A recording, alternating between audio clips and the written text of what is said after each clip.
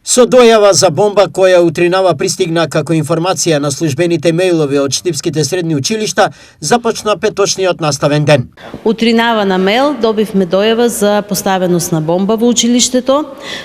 Постапивме веднаш со известување на полицијата и Центарот за управување со кризи. Тие веднаш за 5 минути дојдоа во училиштето. Бидејќи почнува наставата од 8:15, имаше мал број на ученици кои што веќе беа пристигнати во училиштето. Веднаш сите ученици ги евакуиравме, ги симнавме во училишниот двор.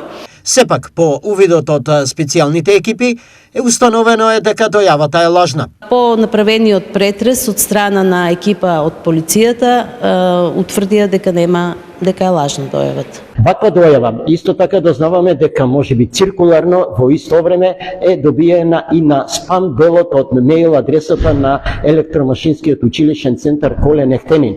Во телефонскиот разговор со директорката Јованка Шалева ни беше кажано дека исто постапиле по процедура како што е постапено во гимназијата, меѓутоа и таму по претресот, по целата елаборација од страна на специјалните екипи од секторот за внатрешни работи Штип и Центарот за управување со кризи е установено дека се работи исто така за лажна дојава.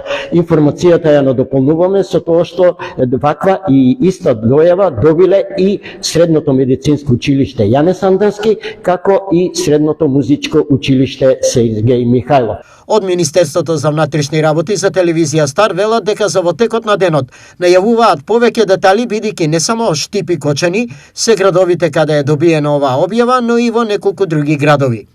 Од друга страна, ваква дојава за бомба е втора поред за гимназијата Славчо Стојменски. Пред неколку години слична дојава со лажен исход беше испратена од ученик кој едноставно сакал да го бойкотира полагањето на испитот, за што беше соодветно санкциониран.